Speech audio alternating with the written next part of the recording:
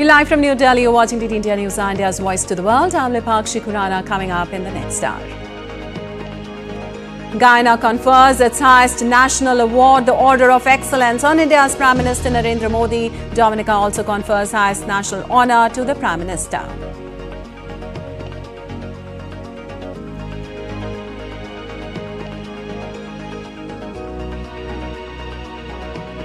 Prime Minister Modi proposes 7 key pillars to strengthen India-Caricom relations at the summit.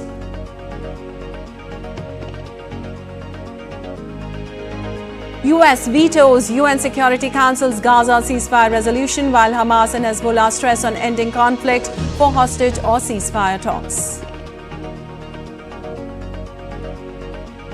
Ukraine launches UK cruise missiles into Russia a day after using long-range US missile. US reopens Kyiv embassy after initially shutting it, citing strike threat.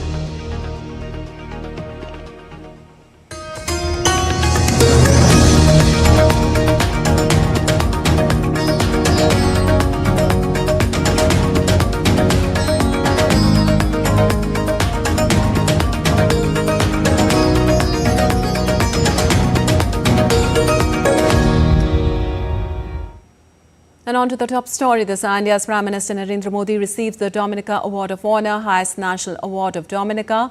The award is in recognition of Modi's contributions to Dominica during the COVID-19 pandemic and his dedication to strengthening the partnership between both the countries. The award was handed by Dominica's President Sylvanie Burton. India supplied Dominica with 70,000 doses of COVID-19 vaccine during the pandemic in February 2021. The award also recognizes India's support for Dominica in healthcare, education and information technology under Prime Minister Narendra Modi's leadership.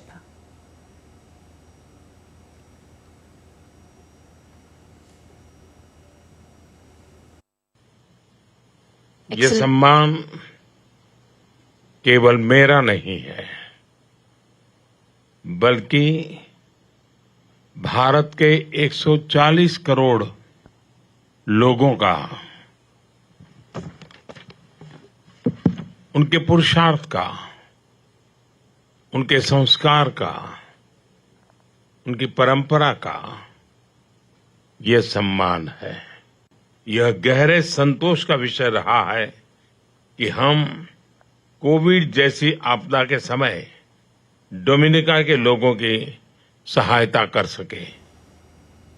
Well, Prime Minister Narendra Modi co-chaired the second India-Caricom Summit also, along with Prime Minister Dixon Mitchell of Grenada, the current chair of CARICOM. Prime Minister Modi thanked President Dr. Irfan Ali of Guyana for hosting the summit. The summit saw participation from heads of government and FMs of the member states. To further strengthen the India-Caricom partnership, Prime Minister has put forward a 7-pillar proposal for CARICOM.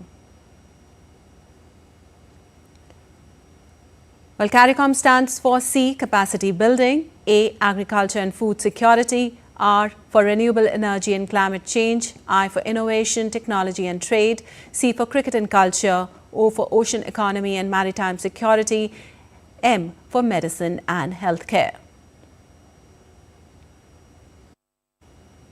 Well, Prime Minister Modi also said that cricket is a big connecting link between India and Caribbean nations and proposed of training women cricketers of these nations. Cricket हमारे देशों के बीच एक बहुत बड़ा और महत्वपूर्ण connecting link है। इस वर्ष आपके यहाँ हुए T20 वर्ल्ड कप से भारतीय क्रिकेट फैंस का कैरेबियन की ओर आकर्षण और भी बढ़ा है।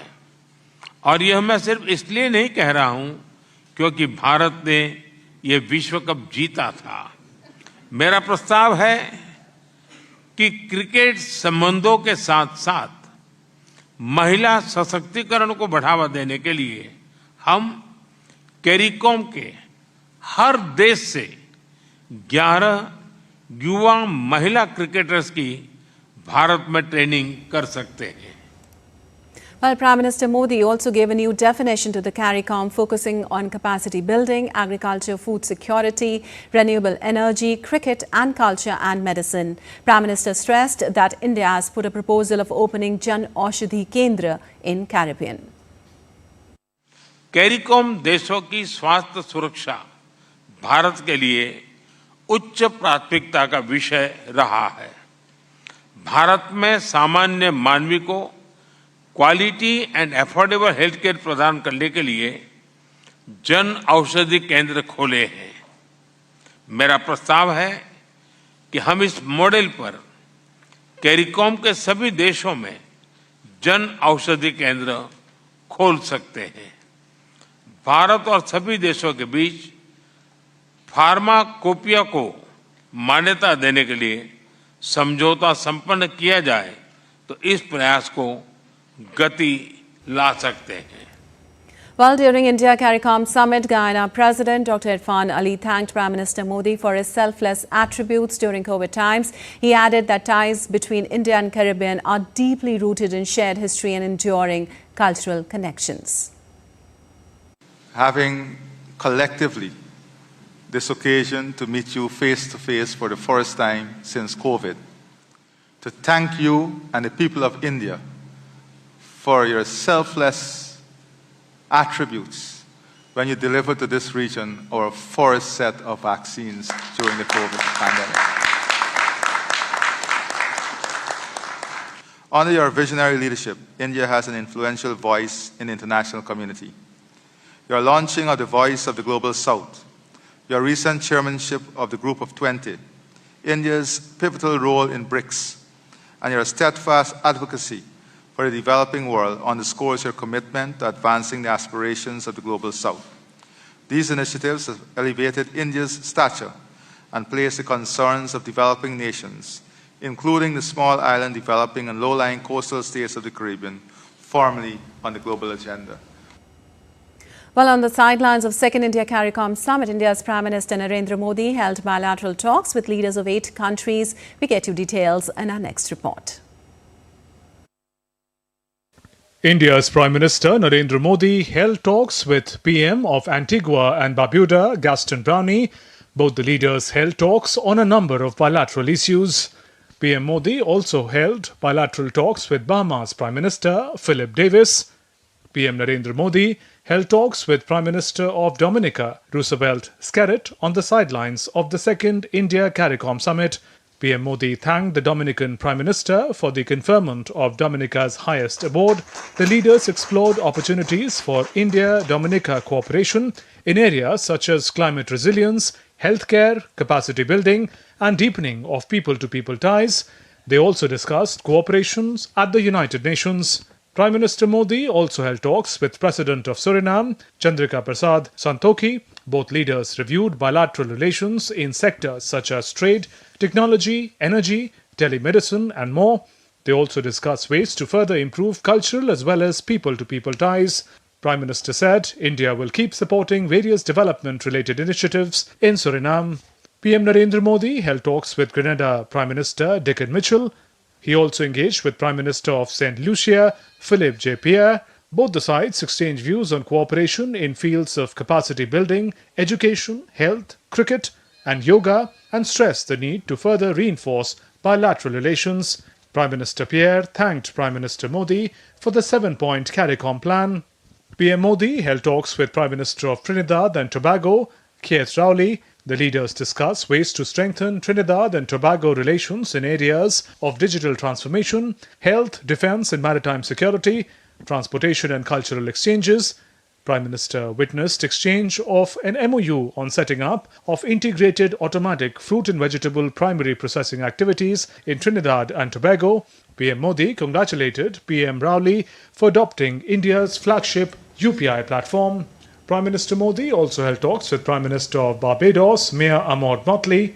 The leaders explored opportunities for cooperation in several areas. Bureau Report, DD India.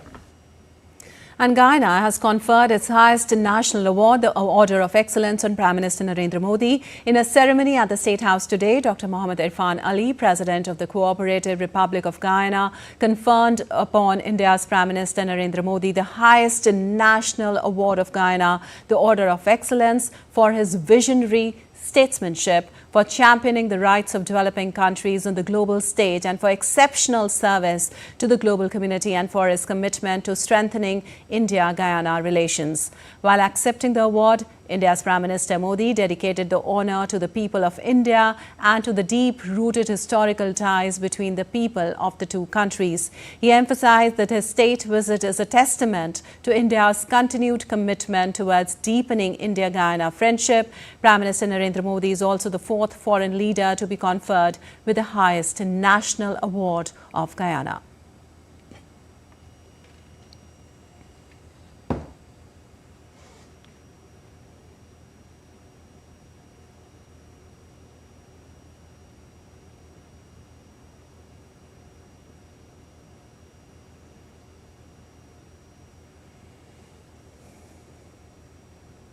While India and Guyana have signed key MOUs to strengthen ties in hydrocarbons, agriculture and pharmaceuticals, highlights include diversifying crude oil sources, promoting affordable generic medicines and expanding India's UPI and RuPay systems to Guyana. These agreements aim to boost bilateral trade, energy security and digital inclusion, marking a new chapter in India-Guyana relations. Here's a report. India and Guyana are forging a historic partnership as Prime Minister Narendra Modi embarks on his landmark visit to the Caribbean nations.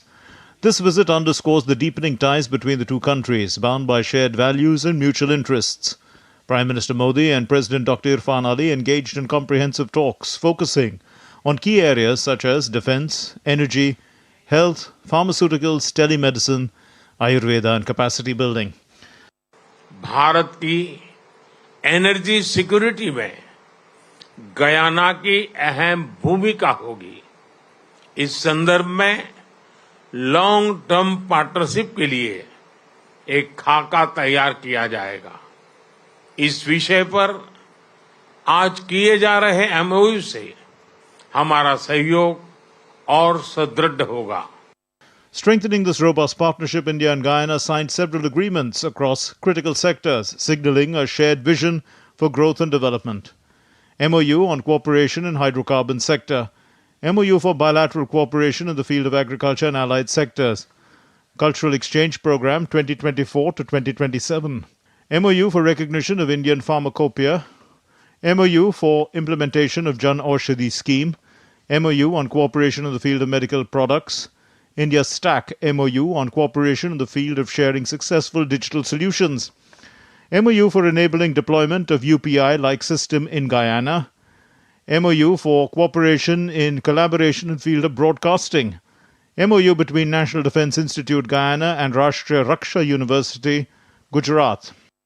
हम दोनों देशों के कृषि अनुसंधान संस्थानों के बीच सहयोग बढ़ाने पर भी सहमत हुए।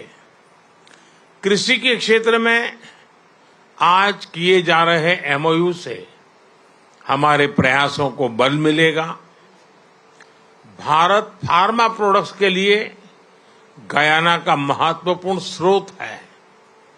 हम फार्मा एक्सपोर्ट्स बढ़ाने के साथ-साथ गयाना में जन औषधि केंद्र बनाने पर भी काम करेंगे।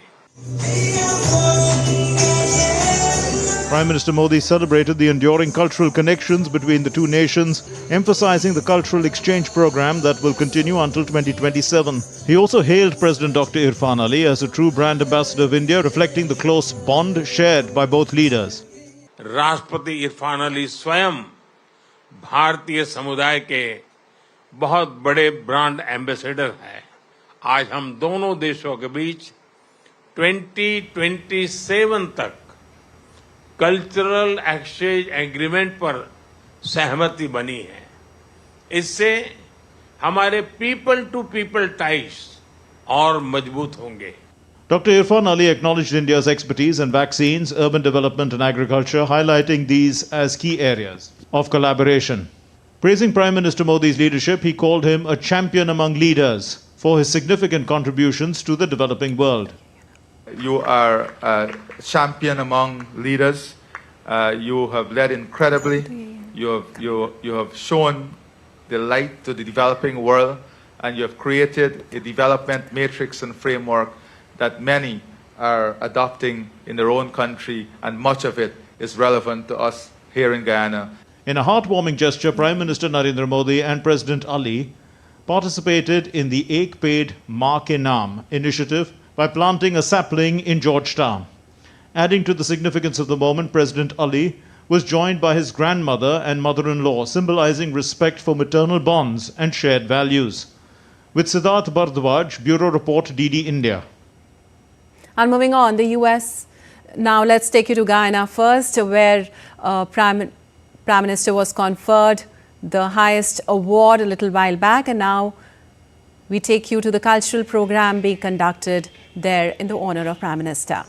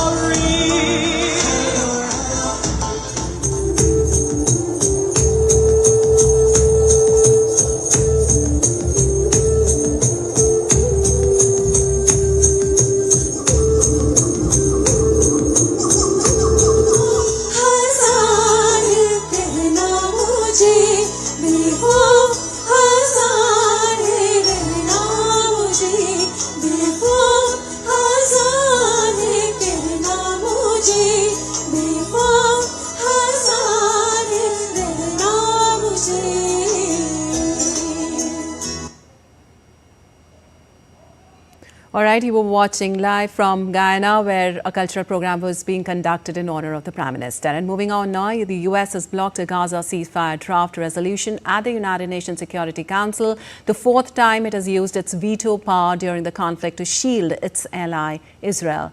14 of the 15 council members voted in favor of the draft, which demanded that the conflict in Gaza must end immediately, unconditionally and permanently, and all remaining hostages must be immediately and unconditionally released. Deputy U.S. Ambassador to the UN, Robert Wood, said the document abandoned the necessity for there to be a linkage between a ceasefire and the release of hostages. Wood said the proposed resolution would have sent a dangerous message to Hamas.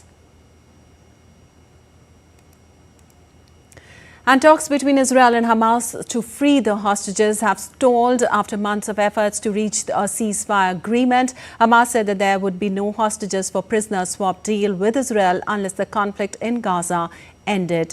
Hamas acting Gaza chief Khalil al-Hayya, who led the group's negotiating team in talks with Qatari and Egyptian mediators, blamed the lack of progress on Israel's Prime Minister Benjamin Netanyahu, who in turn holds the Islamist group responsible for the stalled talks. Qatar, a key ceasefire mediator alongside Egypt, said it had informed Hamas and Israel that it would stall its mediation efforts unless the two warring parties showed willingness and seriousness to reach a deal. Speaking during a visit to Gaza on Tuesday, Netanyahu said that Hamas would not rule the Palestinian enclave after the conflict had ended and that Israel had destroyed the Islamist group's military capabilities. Netanyahu also said Israel had not given up trying to locate the 101 remaining hostages believed to be still in the enclave, and he offered a $5 million reward for the return of each one. And Ukraine fired a volley of UK Storm Shadow cruise missiles into Russia on Wednesday, the latest new Western weapon it has been permitted to use on Russian targets a day after it fired US long-range missiles. The Storm Shadows have a range in excess of 250 kilometers and would give Ukraine the ability to hit targets far deeper into Russia than before. Moscow has said the use of Western weapons to strike Russian territory far from the border would be a major escalation in the conflict. Kyiv said it needs the capability to defend itself by hitting Russian rare bases used to support Moscow's invasion, which entered its 1,000th day this week. And the United States said it has reopened its embassy in Kyiv late on Wednesday after it had shut for the day, due to which it called the threat of a significant air attack a day after Ukraine used American missiles to hit a target inside Russia. Russia had described the strike by U.S. missiles as an escalation in the 1,000-day-old conflict, while Ukraine's military spy agency said Russia was trying to show panic by circulating fake online messages about a looming missile and drone attack.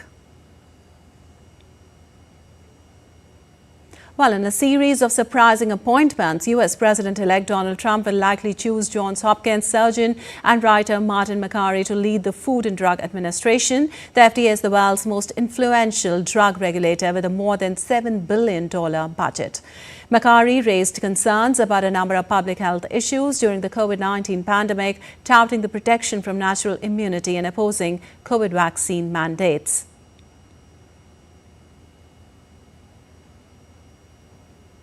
Earlier, Donald Trump tapped celebrity doctor Mehmet Oz, a Turkish-American doctor, to lead the Center for Medicare and Medicaid Service, an agency that is responsible for the health care of millions of Americans.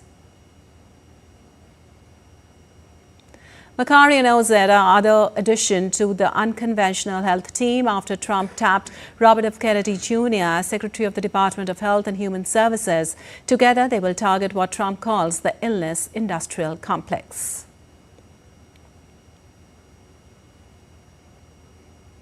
Trump also announced that he was picking former Congressman Pete Hoekstra to be the U.S. ambassador to Canada. And the congressional panel, which investigated allegations of sexual misconduct by Matt Gaetz, parted ways on Wednesday without releasing its report. Members of the House Ethics Committee met behind closed doors on Wednesday but did not reach an agreement on whether to publicly release a report detailing their sweeping investigation into former Representative Matt Gaetz.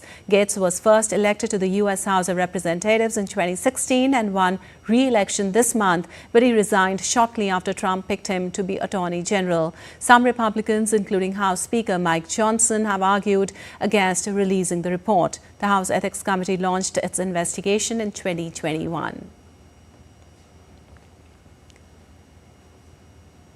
And Mali's Prime Minister Choguel Maïga was dismissed on Wednesday after openly criticizing the military's junta's failure to honor its promise of elections. The junta, which seized power in 2 coups in 2020 and 2021, had pledged a democratic transition within 24 months, with elections slated for February, but recently postponed the vote indefinitely, citing technical issues. Maïga revealed he was blindsided by the decision, learning about it from the media. His criticism strained relations with the junta, culminating in the cancellation of a planned ministerial council meeting.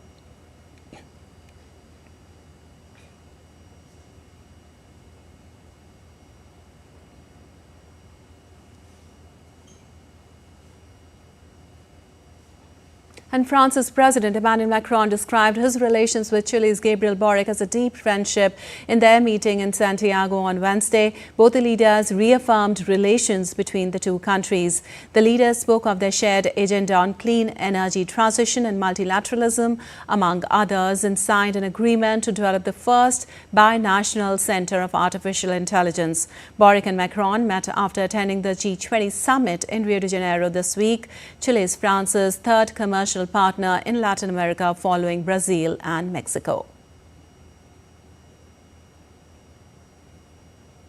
And Giselle Pellicot, a 71-year-old mass rape survivor, was met with applause as she left the Avignon court on Wednesday. The trial exposed horrifying abuse orchestrated by her former husband, Dominique Pellicot, who admitted to drugging her, inviting dozens of men to assault her while she was unconscious. Some of the 50 accused claimed ignorance or blamed the husband. Giselle only discovered the abuse 4 years ago when police uncovered the videos. Rejecting a private trial, she chose public proceedings to empower other survivors. The verdict, a pivotal moment for justice and accountability, is expected on December 20th. And China's President Xi Jinping and his Brazilian counterpart Luiz Inácio Lula da Silva upgraded the status of diplomatic relations and struck agreements, tightening links between two of the world's largest developing economies. Falling data shows the growing trade between China and Brazil since 2015. The two countries also agreed to find synergies between the Chinese Belt and Road Initiative and Brazilian development programs after Lula declined last week to formally include Brazil in China's global infrastructure investment strategy. And in Sri Lanka, President Dissanayake is going to address the inaugural session of the new parliament. It is the 10th parliament since the 1978 presidential constitution. The new parliament will officially convene with its inaugural session, marking the commencement of a new legislative term. The new Speaker of the House will also be elected during the session, who will take the oath of office and administer the oath to all new parliamentarians. And Dr. Ahmed Faruqi joins us from Colombo for more on this. Well, Dr. Faruqi, Dissanayake will be presenting his government's policy statement at the inaugural session of the new parliament today. What all is expected? Lepakshi, you see, there's a constitutional tradition in Sri Lanka that whenever a new session, a new term of the parliament commences, the president, who is the head of the state as well as the head of the government, places before the parliament a statement of the policy of the government, how it will be taking forward its policies and how it will be implementing them. So this is enshrined in the constitution under articles 32, 3 and 33. And the president is going to lay before the parliament after the speaker has taken his oath of allegiance, as well as the other members of the parliament have taken the oath. So this will be a momentous occasion, because this will be a formal inauguration of the policies which the government will be proposing to have in its coming tenure. And that's something which is remarkable, because for the first time ever, from a center to center right kind of a government which used to exist in Sri Lanka, from there Sri Lanka has now shifted towards a leftist government, as NPP won both the presidential election in September this year and the parliamentary election. In fact, the parliamentary election was won with a decisive and a huge mandate, something which no other party or grouping has ever done after the 1978 constitution. All right. Also, Dr. Ahmed, the new Speaker of the House will also be elected during the session. Which names are doing the rounds right now?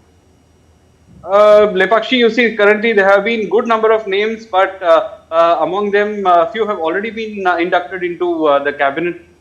So it needs to be seen who the parliament as well as the party will decide. As of now, it is mere speculation who it could be. There have been a few names going around, but still it is too early to say who it will be. So we'll have to wait till about 11 a.m. today. By the time the president will come to the parliament, and by that time we'll get to know who the speaker has been elected, and the oath of allegiance will be taken. Also, Dr. Faruqi, the country is still in the process of recovering from its worst economic crisis in history, as the Dissanayake government faces the challenge of meeting the IMF targets also.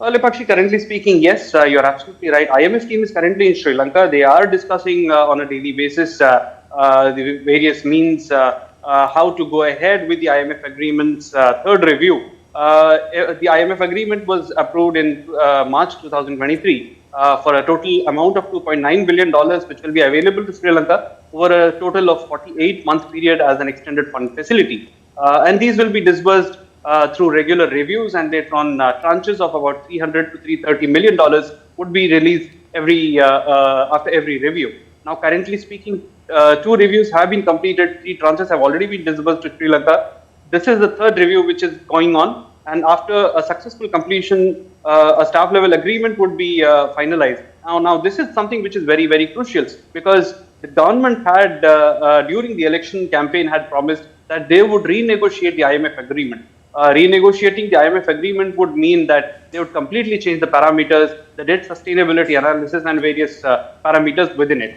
However, after assuming the office, President Anurakkumar Dissanayake had come out and said that for a healthy recovery of the economy, Sri Lanka needs to continue with the IMF agreement. However, certain modalities on how the austerity measures have been imposed would be altered and modified. This is what he had mentioned. This needs to be seen how these alternative revenue models will be adopted and accepted in Sri Lanka, because currently speaking, the debt exists and it has to be restructured. The final steps are yet to be completed. Secondly, the Sri Lankan economy needs to grow, because in 2022, we had seen the economy contracted about 7.8%.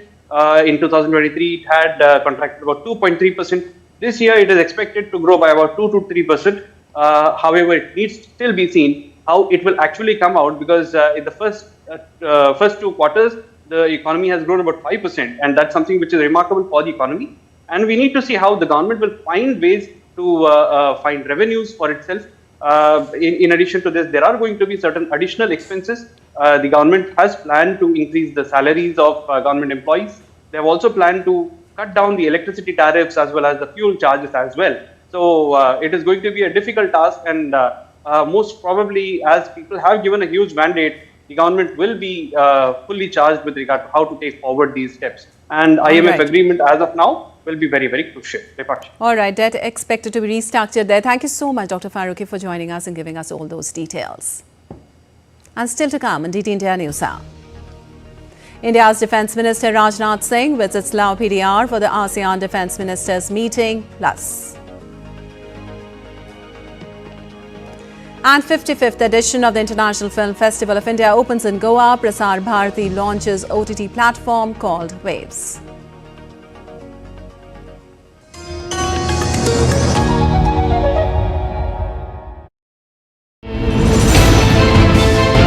Geopolitics and trade deals. Economic challenges amid development. Hard work and the path to prosperity. It's the economy, always. Between walkers, money is what money does and says. Supply creates its own demand. Between the bulls pulls and bears tears. When supply chains globalization and India rises to the podium. We'll get you centered with the economic brief at 8 p.m. every Thursday on DD India.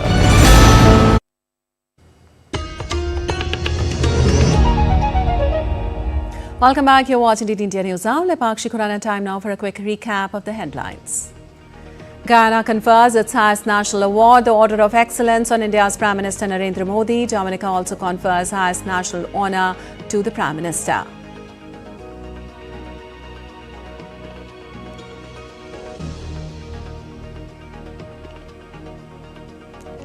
Prime Minister Modi proposes 7 key pillars to strengthen India-Caricom relations at the summit. US vetoes UN Security Council's Gaza ceasefire resolution, while Hamas and Hezbollah stress on ending conflict for hostage or ceasefire talks. Ukraine launches UK cruise missiles into Russia a day after using long-range US missile. US reopens Kyiv embassy after initially shutting it, citing strike threat.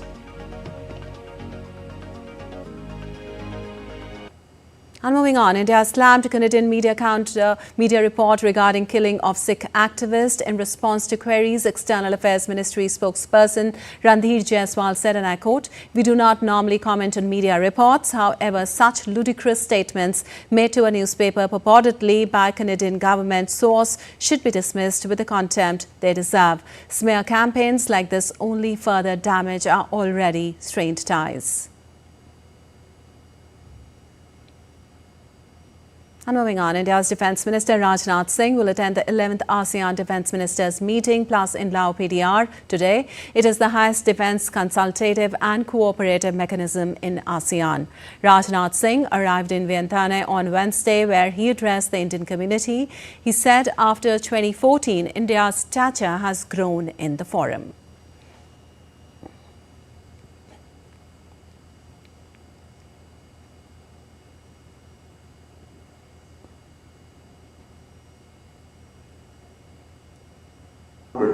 के बाद international community में भारत का stretcher बढ़ा है। पहले Bharat international forum पर कुछ बोलता था तो भारत की बातों को जितनी सीरियसली लिया जाना चाहिए, जितनी गंभीरतापूर्वक लिया जाना चाहिए, नहीं लिया जाता था। लेकिन आज इंटरनेशनल फोरम पर भारत कोई बोलता है तो सारी दुनिया कान खोलकर सुनती है कि भारत बोल क्या रहा है। यह भारत की है, यह कोई छोटी बात नहीं है। अब हमारे प्राइम मिनिस्टर का सम्मान यदि दुनिया किसी देश में होता है, इसका मतलब प्राइम मिनिस्टर जिस कंट्री का प्राइम मिनिस्टर है उस कंट्री का सम्मान हो रहा है। While on the sidelines of the talks, Minister Singh met his Chinese counterpart. It was the first such meeting following the recent disengagement agreements at the meeting of Prime Minister Narendra Modi and Chinese President Xi Jinping on the sidelines of the BRICS summit. Minister Singh highlighted that amicable relations between India and China would have positive implications for global peace and prosperity. Considering that both countries are and will continue to remain neighbours, he said that they need to focus on cooperation rather than conflict. Minister Singh also met his counterparts from Malaysia and Lao PDR. In his meeting with the Malaysian minister, both sides agreed to support each other's endeavours to arrive at meaningful outcomes to promote security and stability in the region.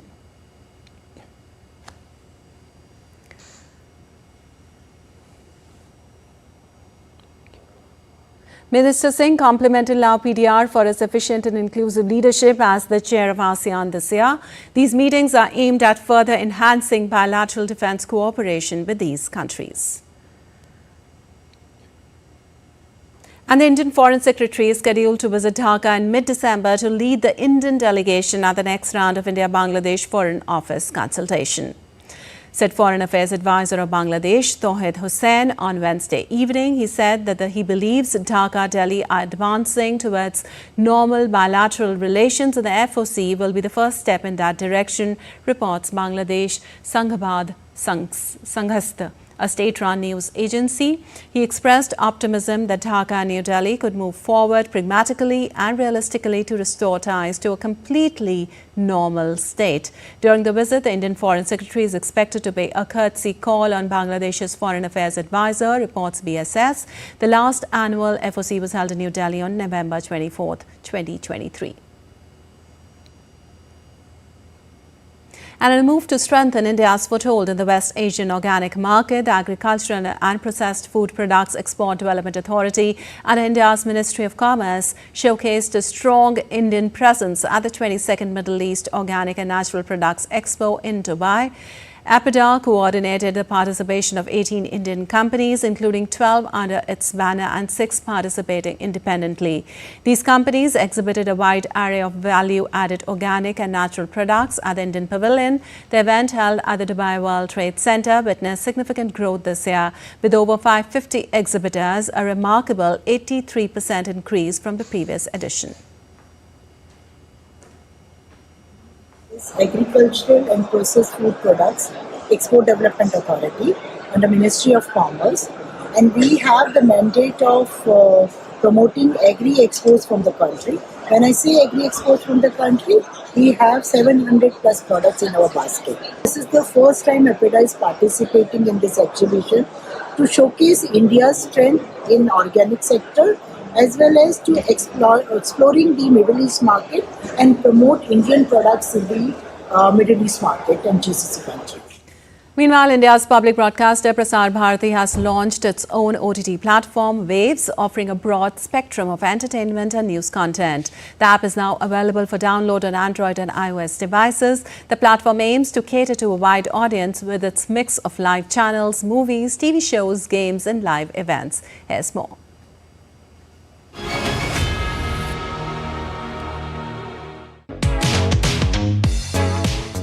The 55th edition of the International Film Festival of Goa kicked off in grand style with the launch of many firsts and new initiatives in order to cater the global cinema market. And in a significant development for the Indian digital media landscape, Prasar Bharati's much-awaited OTT platform went live during IFFI with its official launch at the prestigious international festival. As the audiences have discovered the newer media of consuming content, digital is one medium which has gained quite a lot of prominence in these days and times. So it is only fitting that Prasar Bharati also forays into this domain And one of the advantages of this would be also that the content would be available to all audiences, even if they are in the remotest parts of the country or even outside the country. There is a lot of demand for Indian content across the board, across the world. The Indian settlers in various countries also remember their times here in India through these programs. And of course, they want to keep updated with the news, with the entertainment of Indian origin.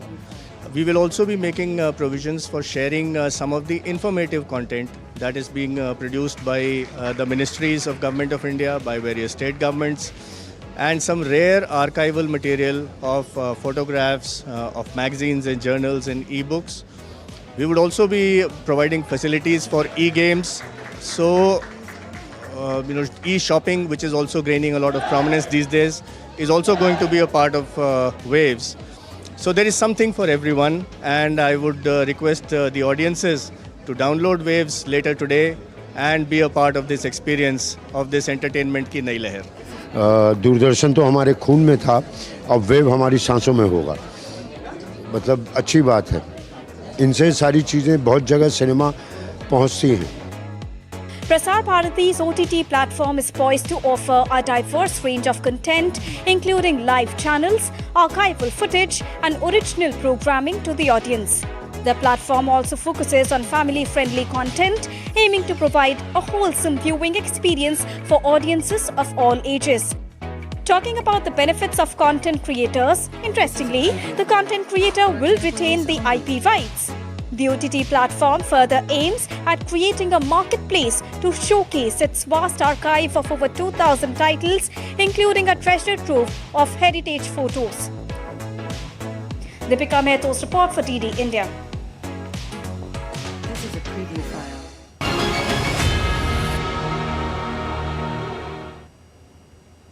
Well, the 55th edition of the Indian International Film Festival in the picturesque began in West Indian state of Goa. Cinema lovers have already queued outside the theatre to catch the opening film of IFFI 2024, The Better Man. Watch this detailed report by DD India correspondent Deepika for more.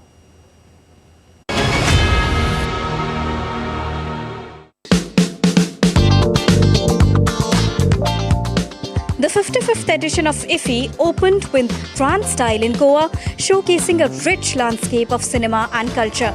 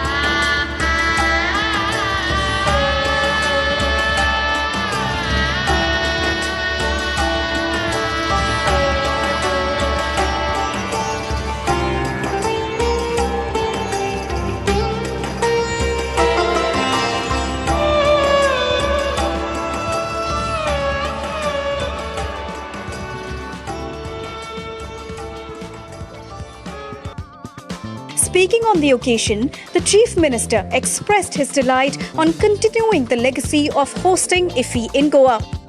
IFFI और गोवा एक दूसरे के हो गए. कोई गोवा को याद करता है तो IFFI याद आती है और IFFI को याद करता है तो गोवा आ जाता है. हमेशा के लिए IFFI ने गोवा को बहुत कुछ दिया. तो ग्लोबल प्लेटफॉर्म पे ये गोवा को पहुंचाया है. इतना सारा अच्छा इंफ्रास्ट्रक्चर यहाँ पे क्रिएट किया है. और always I welcomes the international and national guests, those who are coming specially for this IFFI, especially the directors, actors, actresses, those who are coming to see the movies, to see the IFFI.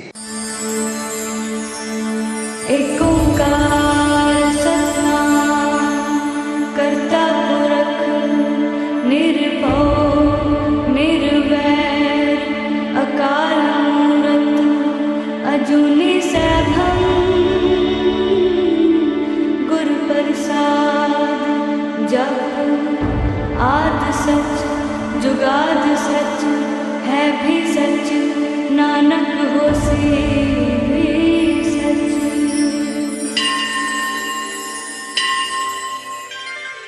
नागेन्द्रहाराय त्रिलोचनाय भस्मांगरागाय महेश्वराय नित्याय शुद्धाय दिगंबराय तस्मै नकाराय नमः शिवाय। नमन करुणी वंदन इदा मांडून इदा देवाला इदा गावाला इदा पाटाला इदा मंडळीला आम्ही सांगतो नमन तुम्ही ऐका हो गुणीजन।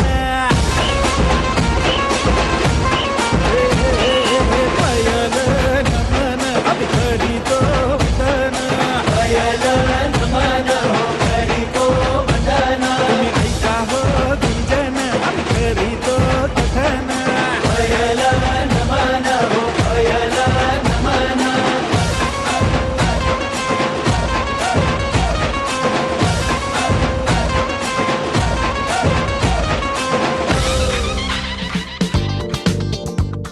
The Minister of Information and Broadcasting, Ashwini Vaishnav, shared his thoughts through a video message.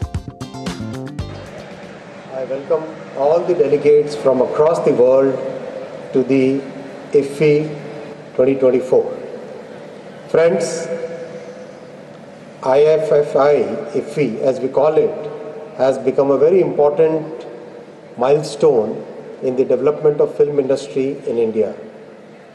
We in India at this point of time are very much focused on developing the content creators economy. We have a very vibrant creators economy where people are coming up with very innovative content, showcasing some of the rich heritage of India, the cuisines of India, the culture of India, some of the gems of Indian language and literature are being presented by the content creators in very interesting ways. So we believe that with the addition of technology and the development of the creators ecosystem, India can play a major role in the way the creators economy is shaping up. We welcome you all to this edition of IFFI and we hope that your stay in Goa will be very interesting. We hope that you will find new partnerships and develop new ideas here. We hope that some of the youngsters will get mentors. We hope also that many of the ideas that you share with us will help us shape the direction of the industry in the coming years. Thank you very much. Wish you all the very best. The Secretary to the Ministry of Information and Broadcasting spoke on the importance of the event and how IFFI is adding more to the world. IFFI is a great medium for us to take this content outside. And when it comes to Film Bazaar, the idea is that the future is now. Absolutely. This festival is actually dedicated to the young filmmakers. And the idea was to get the young filmmakers the right market. And that's why the Film Bazaar is a huge property this year. Yes. We have close to 1,600 entries. That's incredible. And some of these are at the initial stage, story stage, co-production stage. All these movies are now on offer for somebody to co-produce. A lot of people have come from world over. Plus we also have the Creative Minds of Tomorrow, where 100 finally selected entries have now come here to IFFI to show their wares. And that's again a huge promise that these guys have for our future. So cinema is definitely being given out to the next generation in a befitting manner is our point. Yes. When it comes to Film Bazaar. Prasar Bharati, who's the official broadcaster of IFFI, made special arrangements to make this event look grand and accessible to each part of the country. Red carpet always remains the main attraction of IFFI, and this time around, the event was passed with the walk-in of not only just the celebrated stars from across the world, but also young and creative minds, debutantes, and female filmmakers in large numbers. Apart from that, the event also witnessed a special act by the country of focus, Australia, to touch the historical perspective. A special performance by Sunny Kaushal and Sanya Malhotra enthralled the spectators that showcased the journey of Indian cinema. चलाना यूं नजरें उठाना यूं नजरें गिराना तो शम्मा मैं हूँ मस्ताना. And the 55th edition of International Film Festival of India, IFFI 2024, kick-started with grand celebrations, great interactions with mega stars and the peak of celebration of Indian cinema with the world. With camera person Alok, this is Deepika reporting for DD India. And on to some business news now. Global rating agency Moody's has revised its ratings for 6 Bangladeshi banks, citing concerns over the country's recent sovereign downgrade. The banks affected are BRAC Bank, Citibank, Deutsche Bank, Eastern Bank, Mercantile Bank and Premier Bank. Moody's has revised the outlooks on the long-term deposit ratings of all 6 banks to negative from stable. Earlier this week, Moody's downgraded Bangladesh's long-term ratings to B2 from B1, marking the second consecutive downgrade in under 2 years. The short-term ratings were affirmed at not prime. The rating agency also revised Bangladesh's GDP growth forecast, projecting a slowdown to 4.5% from the earlier estimate of 6.3% for the current fiscal year. For the next fiscal year, the projection has been lowered to 5.8% from 6%. This marks the first time in 14 years that Moody's has revised Bangladesh's outlook to negative from stable since the country began receiving ratings from the agency in 2010, reports United News of Bangladesh. The downgrade and negative outlook are expected to increase borrowing costs for both the government and the private sector, exacerbating challenges in accessing international funds amid ongoing high inflation. Well, you're watching DD India News Hour. Time now for some sports news. Special Olympics Bharat launched a Strong Minds initiative to help athletes with intellectual disabilities manage stress. At the Asia Pacific Bocce and Bowling competition in Delhi, psychologists provided counseling to the athletes. Dr. Khalid Qadri from Egypt highlighted his team's focus on improving mental health. An exclusive report by DD India's Narayan Singh.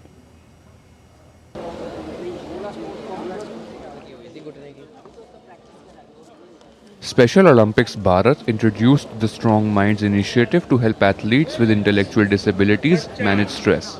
This interactive activity focuses on building adaptive coping skills. During the Asia Pacific Bocce and Bowling competition at the Tyagaraja Stadium in Delhi, a team of psychologists provided counseling to the athletes. They worked closely with the athletes to address stress and promote emotional well-being. Dr. Khalid Qadri from Egypt shared insights about his team's efforts. The idea is that we want to equip athletes with skills that they can use to manage stress in the competition environment, but also things that they can generalize and use in day-to-day life. So stress is part and parcel of everyday life. Everyone has stress and we all deal with it in different ways. And so we try and coach the athletes of using healthy coping mechanisms to help them manage stress in the competitions, but also in day-to-day life. Especially when we talk about our athletes, they go, they have a lot of stress in everyday life also because they have got special needs, which at times leads to a issue of delay in expressions. When we talk about athletes in Special Olympic, it's very important for them to realize that they have to have a support system. Parallelly, they should know how to cope themselves also. Like whenever they have issues, they have problems, they need to understand that in that situation, they need to balance that out. They need to have that breathing exercise, and that's what the stations are all about.